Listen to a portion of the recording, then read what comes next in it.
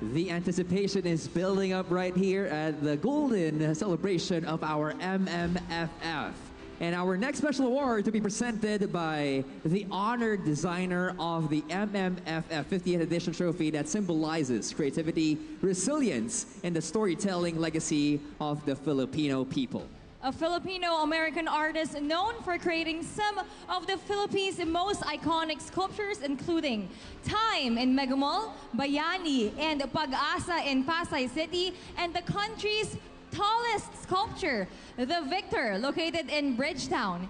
He is also designing the world's largest heart sculpture in Miami and the world's largest underwater sculpture in collaboration with Sir Richard Branson. His commemorative trophies are on sale, so better check that out. Truly a Pinoy pride. He is none other than Jeffrey. My gosh. And joining him on stage is our new generation Pinoy heroine, Narna, and the star of Strange Frequencies, Taiwan Killer Hospital. We got Miss Jane De Leon. Good evening, Sir Jeffrey. It's my honor to be with the global Pinoy visual artist tonight. It is my honor and privilege to be with a Pinoy superhero. You look amazing tonight. Thank you, Jeff. Okay, thank you. The special jury prize is given to a film in recognition of its excellence and achievement in creating a masterpiece that exemplifies the Filipino talent in filmmaking. For the 50th edition of the MMF, the special jury prize goes to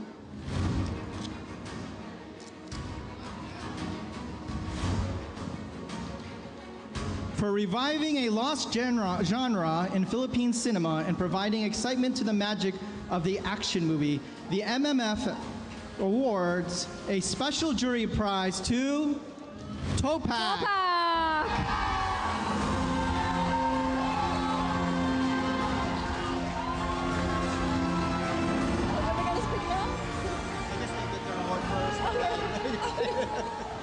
I think they had to say a speech too. And then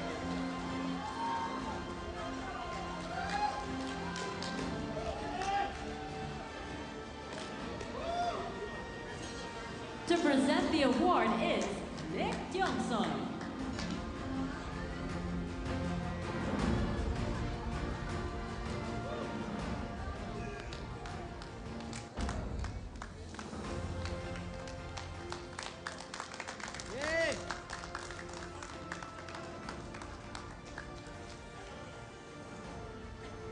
Ito sigurado na baka wala na kami sa best picture nito. Pero anyway, seriously, sino mag-aakala na isang action papasok sa Metro Manila Film Fest? Our producers, Nathan Studio, and our partner Fusey, and our production Straw Dogs, and lahat ng artista namin, lahat. Kami lang ang naniniwala na pwede itong magawa. So ngayon, I hope ito isang first step to na manotice na ang action ulit sa pelikulang Pilipino. At babago na rin ang pananaw ng lahat ng nanonood sa action. Mabuhay ang action ng pelikulang Pilipino!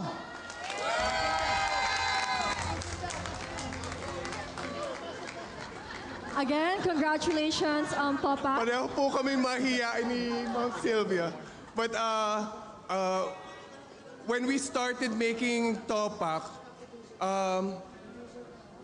nung nakausap ko po si Direk Richard, nung nag-umpisa kami, ready na pong mag-give up si Direk Richard noon. After ng COVID, he was ready to pack his bags and go to Bacolod. And when he told me his story about Topak, sabi ko, Direk, huwag ka muna umuwi. Gawin natin yung Topak kasi sa tingin ko, ito ang makakabalik ng action film dito sa Pilipinas. And I truly believe, yung mga hindi pa nakapanood, manood kayo kasi kahapon, nung nanonood ako, yung mga tao, naghihiyawan, kinakausap yung character sa screen, nagpapalakpakan pagkatapos manood ng pelikula. Yun po ang gusto nating maramdaman pag nasa loob tayo ng teatro, hindi yung nasa maliliit na screen. So manood po tayo sa theater, kailangan po natin dagdagan ang isang himala, siyam na sinihan na lang sila. Pakidagdagan po kasi maganda rin ang musical na mga sine. Pakidagdagan din po ang action films kasi kailangan po natin ibalik yung entertainment dito sa industriya. At dagdagan din po natin ang Green Bones kasi marami rin pong gustong umiyak. At siyempre, yung gustong tumawa, dagdagan po natin sila ng marami pang awards. So maraming salamat po. Thank you, Topak. I think we have another prize, Jane. Yes. Hello po.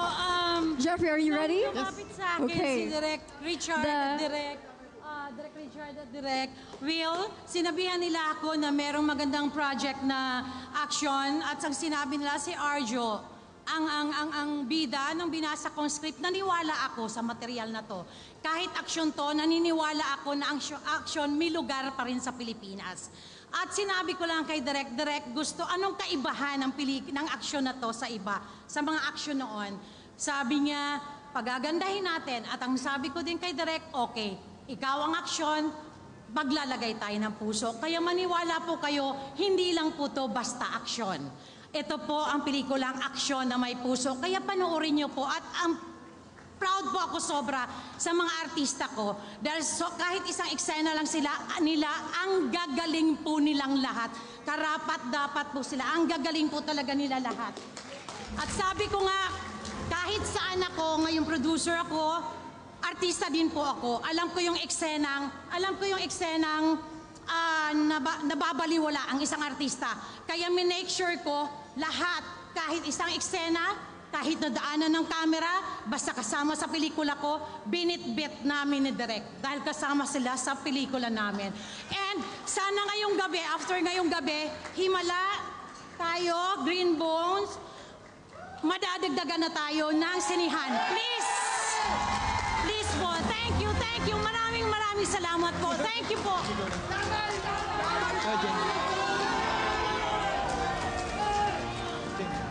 Okay.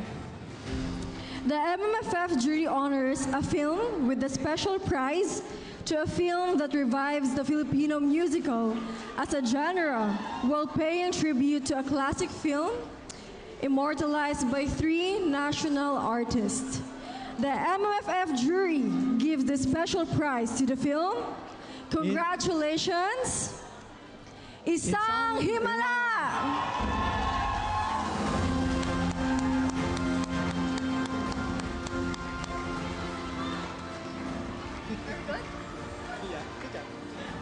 To present the award is Nick Youngson.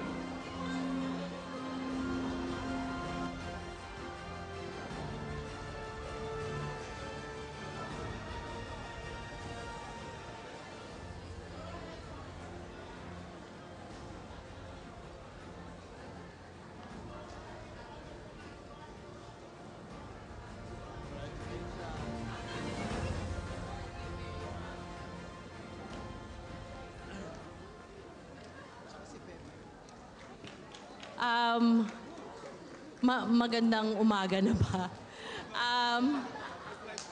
Maraming salamat sa MMFF. Maraming salamat sa paniniwala sa aming pelikula. Hindi po naging madali kung paano namin narating at nabuo. Naiyak ako.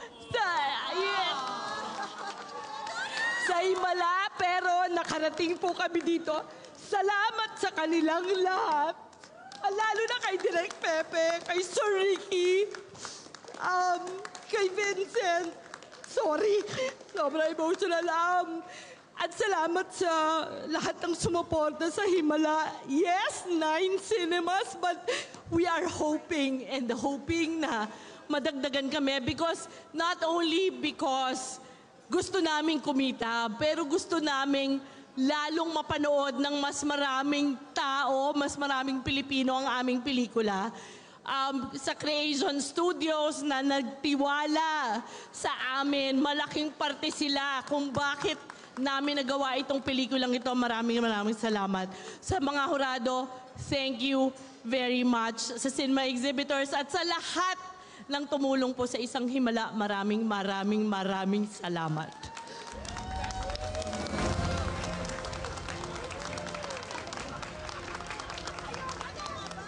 Hey, congratulations to the Isang cast crew Himala. of Isang Himala. Actually, Isang Himala rin. We got a lot of people right here on the stage. They are truly Nagkasya po one sila lahat. family of Yes. Isang Himala. But more miracles will continue to happen right here as we give out more awards. Congratulations to you guys. Congratulations. You are right, Robbie, as we continue to give recognition to this year's amazing film entries para sa 50th edition ng MMFF.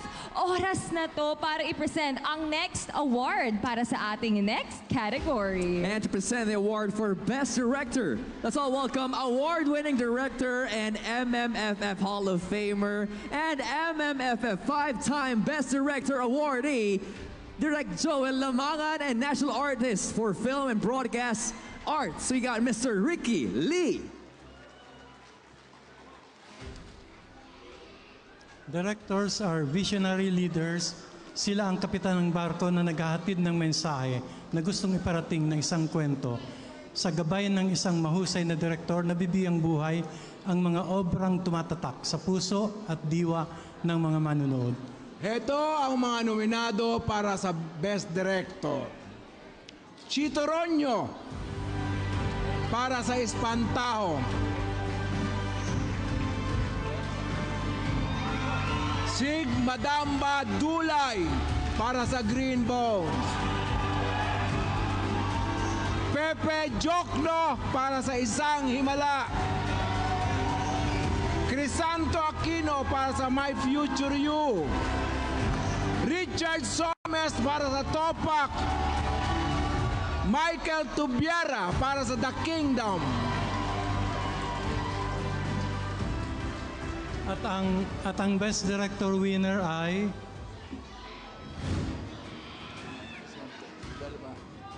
it's a tie. It's a tie. Crisanto Aquino for My Future You. And Michael Tubiera for The Kingdom.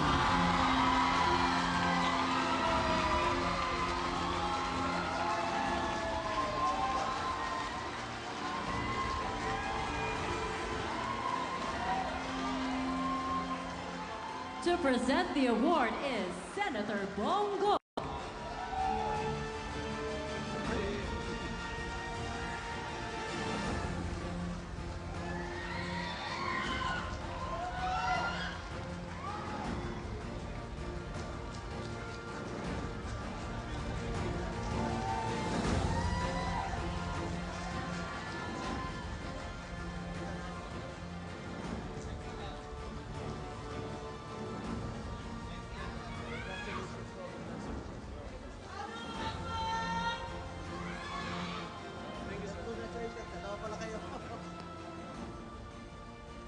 Oh my God. Totoo ba to, Lord? Ang haba po ng biyahe ko bago maging director mula sa pagiging production assistant, script continuity, AD ni Direk Chito na napakahabang panahon ni Gerald Tarog, mga nagturo sa akin at nag-impluwensya para gumawa ng pelikula. I want to share this award also sa lahat ng direktor na kasama sa Metro Manila Film Fest na mahuhusay po ang lahat ng pelikula. And also, I want to thank my Regal family, kay Miss Rosel, kay Sir Kit, sa mga staff ko. Salamat po sa mga nanonood na lang My Future You. Kami din po, pengi din pong sinihan. Please! And also, I want to dedicate this award to Mother Lily. Mother, kung nasaan ka man ngayon, alam ko na ang ngiti ka. Para po sa inyo to. Salamat po, Metro Manila Film Festival. Sobrang laking ano po nito, coincidence, kasi just a month ago magkasama kami ni Crisanto sa Letran. We were invited for a speech, for a talk. Tapos kaming dalawa yung nasa stage. And little did we know, this was about 2 months ago, little did we know na kami pa yung mananalo ng Best Director. Nagkakwentuhan lang kami noon. Maraming salamat po sa MMFF, to the whole committee, MMFF 50. Pang-pitong MMFF ko na po to. And this is the first time I was nominated, first time I won. Kaya malaking karangalan para sa akin. Ang trabaho po ng director usually gets a bulk of the credit. Pero hindi ko po magagawa yung trabaho ko if not for my incredible staff. Of course, yung design ni Nestor Abrahena, the beautiful cinematography of Shane Sarte, yung buong cast namin, of course, headed by Piolo Pascual, and ang aming lakan na si Bossing. So, maraming salamat to those who believed, Miss Jane, Miss Shena, and of course, Bossing, my co-producers, thank you for believing. A lot of people are saying that cinema is dead, Philippine cinema is dying. Ay, panurin nyo lang po ang MMFF 50. Tingnan nyo po, kiligin po kayo sa Franceth, maiyak po kayo sa Green Bones, panurin nyo po ang angas ng Topak, at panurin nyo po si Ate V in her revenge sa Uninvited, at mapakanta po kayo sa Isang Himala. Pag panurin nyo po ang MMFF 50, maniniwala po kayo na buhay ang pelikulang Pilipino. Mabuhay ang The Kingdom, mabuhay ang pelikulang Pilipino. Salamat po.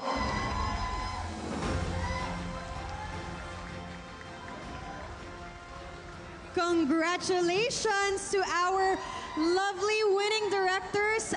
Sobrang deserved them, I believe. And I'm so excited to watch The Kingdom tomorrow. But up next, yeah, alam mo, tsaka nanonood din ng mga operators ng mga cinemas. Tama. Pakinggan nyo ang request ng ating mga direktor. More cinemas for our MMFF films, please! So up next, kaya sa ating 10 official film entries ang magwawagi as this year's Best Picture. Ito na talaga ang exciting, kaya don't miss it and stay tuned sa pagbabalik ng MMFF 50 Gabi ng Parangal.